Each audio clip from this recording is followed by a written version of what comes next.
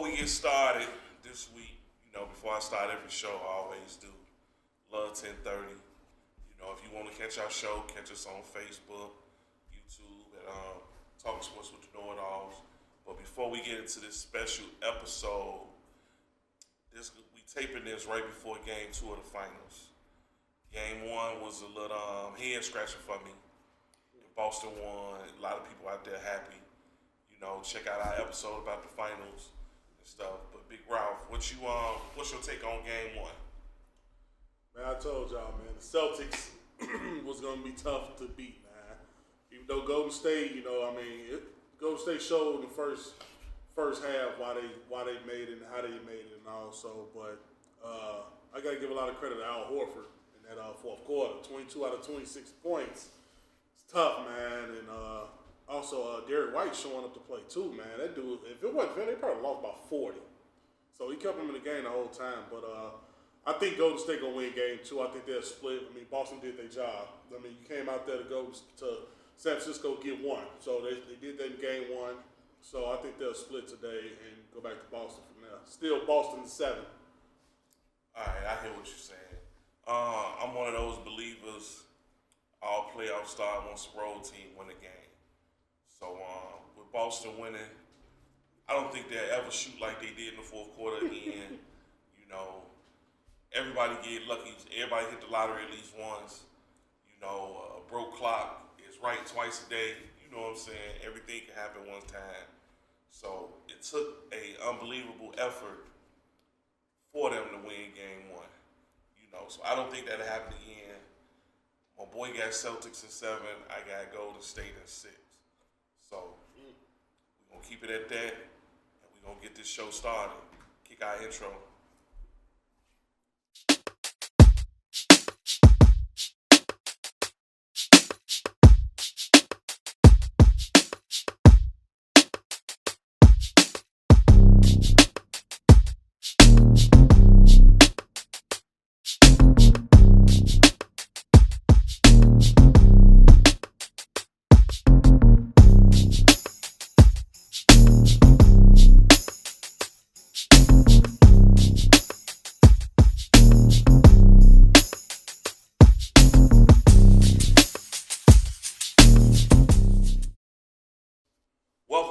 Welcome.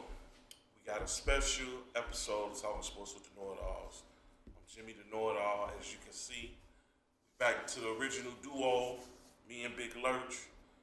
We're going to do our thing today. And today, there's been a lot of boxing matches on, and boxing really has fell out for the last couple of years. But with Tank Davis, with the Tyson Fury, Deontay Wilder fights, boxing trying to make a little comeback since MMA took a lot of his luster. I've always been a boxing fan, so I decided to do a show about boxing. So we're going to start this show off. I'm a variety with boxers. I like different styles, different type of boxers. So we're going to go, and I don't do the list of when you get your favorites. Everybody say Ali. Man, I saw Ali fight one time when I was like 5 years old, and he got demolished. But I know how great he is, so I'm not going to even put him on my list of top fighters I seen fight. But I'm going to let Ralph go first since he's the young boy in the group. So, Ralph, give me your top 5 fighters that you've actually seen fight. Well, like Jimmy said, of course we all know Ali the greatest, but I never saw Ali fight. I think his last fight was way before I was born. So not that much way. Probably about you ain't that young. 3-4 years before I was born, maybe. So I couldn't put Ali, but I'm gonna just go ahead with mine. No, I don't really have an order, but I'm gonna go except for the first one. But Roy Jones is my favorite fighter. Period. I just love his style. The cockiness, the way he talks to you, his speed. He always put his chin out there to see if you can hit him. So Roy Jones always been my favorite. Then he's a product of the Jordan brand. He's the first boxer on the Jordan brand. So then I gotta go with Mayweather too. Hold on, sidetrack. Only reason I'm gonna rock with him with Roy brought Method Man and Red Man to the ring with him. Anybody bring Redman to the ring, A1 in my book. Go ahead, dog. I'm sorry for that. Then I got Mayweather, but only put Mayweather because he's really been the only person really fighting in the last few years. So I got Mayweather, but I love the way he plays. I mean, the way he fights, though, especially with his style of defense over offense. Then also nobody can beat him. It's a crazy thing about it. Then I got to throw in the young boy, Javante Davis. I don't know nobody that can beat that boy right now. Good luck. I'd love to see him and Mayweather fight. I think that'd be a good fight. I'm throwing it out there right now. I'd love to see them fight. Why you want him to fight a dude 45? Don't matter. Just so if he beat him, then at least he can say he was the only person to beat him. I don't care how old he is. He need to go fight Lomachenko.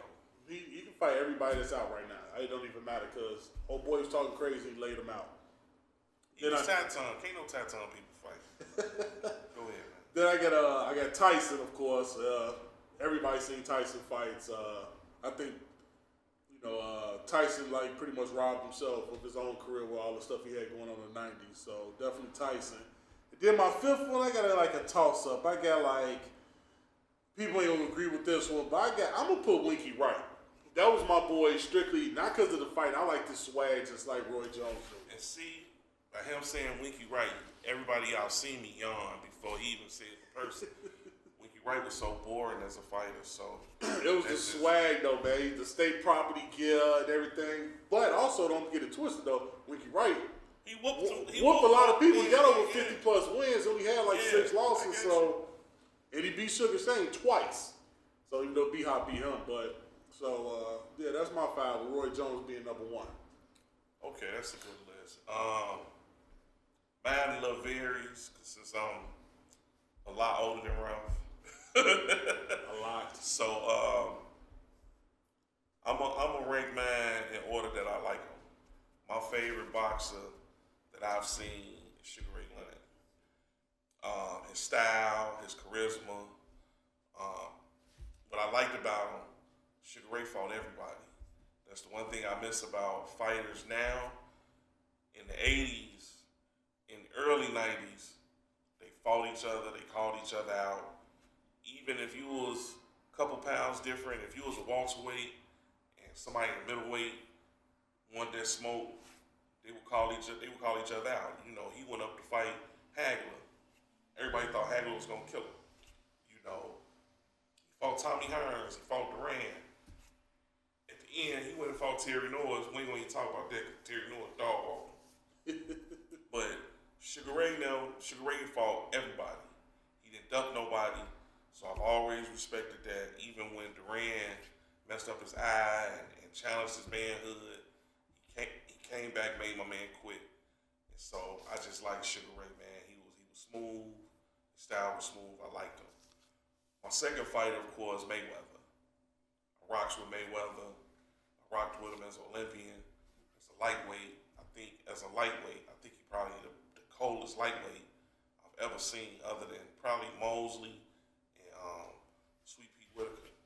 As a lightweight, you know, a lot of people talk about Floyd, that he dances, he dodge fights, and those are people I know don't know boxing, because when he was a lightweight, Floyd would stand in the ring, knocking dudes out, punishing them. Even when he got the welterweight at first, he was doing it, but as he got smart as a fighter, he knew the business side of trying to enjoy your money instead of go for the brawl all the time. So I like Money as a fighter. I also like him as a businessman. So Floyd was my number 2. Roy Jones was my number 3. He was his style was smooth. He was cold as a middleweight. I think he was dominant as a light heavyweight.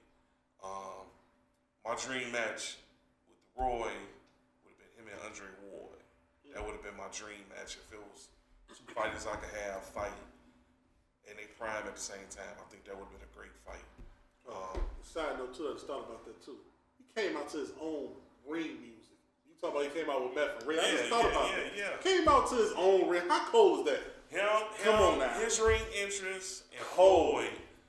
And I got to go back to Floyd before I come back to Roy. Floyd was so ruthless. If he fought Mexican fighters, he would dress up in Mexican attire. You know what I'm saying? He came with Busta Rhymes one time. Floyd came with the OJs and they sung For the Love of Money. You can't get more gangster than that. So, piggyback back on Roy, you know, Roy had some great fights. His fight with Tony, my favorite fight. I'm gonna leave that for later. I'm gonna let Ralph handle that. But I mess with Roy. My next fighter was Lennox Lewis. I really, over the years, grew to like Lennox even better. Lennox as a heavyweight was real technical. His chin wasn't worth a damn on the 2 knockouts they got on him, but he whooped Evander Holyfield. And for me, definitely did. Top 5 for me because I don't like Evander Holyfield.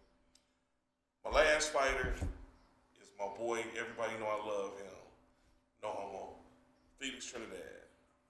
Never saw a dude so skinny with such power. And my boy Trinidad just straight knock dudes out. And I really like Trinidad, even though his stance was stiff, straight up, but that jab, and once he got you hurt, he hurt you. You know, I didn't like De La Hoya. Thought he was a phony. Even though quiet as kept, I think he beat Trinidad when they fought. But him running after he had the big lead cost him. But I like Trinidad. Trinidad my 5. So for our top 5, we got that out the way. We got matches that we seen. All right, next segment. All right, speaking of, after we talked about our 5 best fighters, it wouldn't even make sense to have this show if we didn't talk about matches that we seen. It's been a lot of great matches over the years. So I'm gonna let Ralph go again. I don't even know if you got 5, bro, because you're so young. You might only have 2. You might got 3. I don't know. You know, you're in the video game age, so you might have been playing video games. Give me some of the best matches that you've seen, boxing matches that you've seen. Well, one that always come to mind is the Roy Jones Montel Griffin fight. Never forget that fight. Chicago, Cab, Montel Griffin, all the beef they went through in the ring and all that. It was great.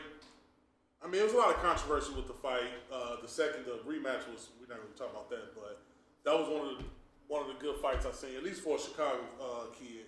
I'm also go with Winky Wright, Shane Mosley, the first fight. I think that was a good fight. You know, Sugar Shane always running his mouth and all that. Winky tore that boy up. So, them really the only 2 fights I really thought of, you know, that stood out that I had to think of. I mean, Bernard Hopkins had a couple good ones too. But then I always go with Tank last fight. One hit a quitter? Yeah. Because I think that what was good about that fight too was simply for the fact that, oh boy, Romero talked so much trash to him, saying all types of stuff. I couldn't take his trash talk serious. One, he had a high-pitched voice, and he had a lisp, so I couldn't take that serious. No disrespect to people with a speech impediment, but he trying to talk tough, and he sounded like a 5-year-old girl. And then after he lost, he was looking stupid. But I got you. Yeah, so. But yeah, them really ones. Oh, then honorable mention was Zab Zulu got knocked out the ring. That was always funny one. It wasn't a good fight, it was just funny. You talking about when he fought I don't even remember when he fought, but he got up and thought he wasn't knocked out. Hold on. I got my man name. That was too funny. Dang, I hate that I can't remember his name. Costa Zoo. Beat that boy. When he knocked him down and gave him the stanky leg. As my kids know this well, so when my kids say this, we know our favorite line, don't ever play with matches. So we already looked that up on YouTube if you want to see what me and, matter of fact, you ain't got to look it up on YouTube. Roll that highlight. We're going to have that on there. So for my matches, like I say, I keep talking about my age. I'm a little older, so I'm going to put them in order. Yeah, Thriller Manila first.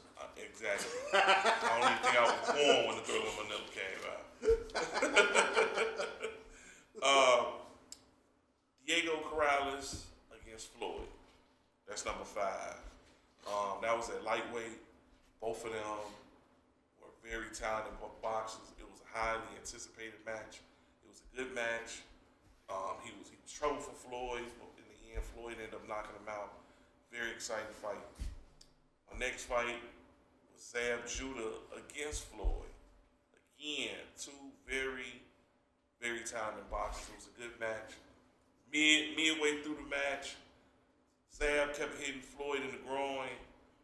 Roger, his uncle, got mad, came in the ring, tried to fight Zab. Man, everybody was in the ring fighting all their different camps. They broke it back up. Floyd, to me, showed his guts, and I really liked it because he just started talking smack to Zab and put that work in on him. My next fight, Meldrick Taylor versus Julio Cesar Chavez. Chavez was undefeated. Meldrick Taylor was a young fighter coming up, and he was whooping Chavez the whole fight. And Chavez was about to get his first loss, and he had Meldrick Taylor in trouble, knocked him down, but I think 3 seconds left to go. Bogus Richard Steele. I'm still mad at you because you was bogus.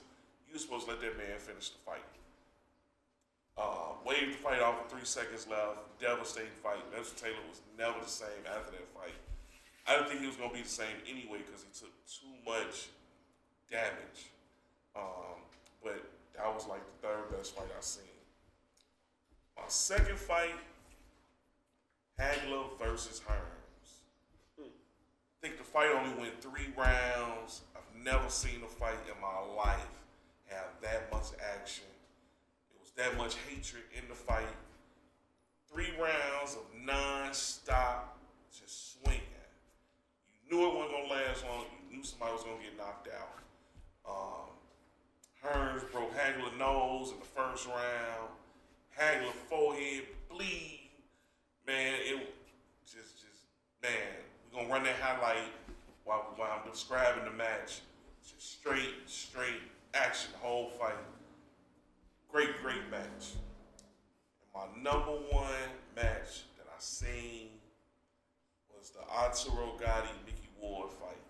You can choose any of the 3, but I'm going to say the first one because I saw it.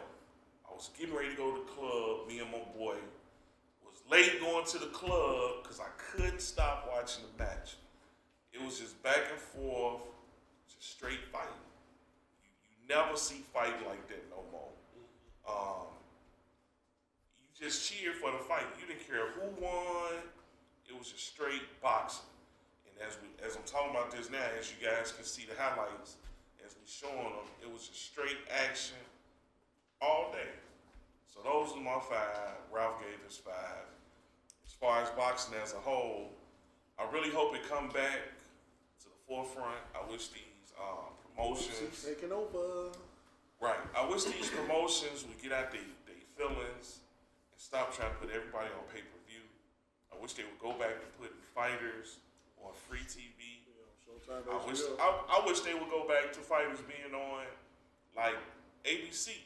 I remember when Mike Tyson used to fight on Wild World of Sports on Saturday when they was trying to build up a fighter. They would build up fighters and then go for the pay-per-view. And only the big matches went for the pay-per-view. And I wish fighters would stop trying to copy what Floyd did. There's only one Floyd. None of you guys are ever going to be able to do that no more.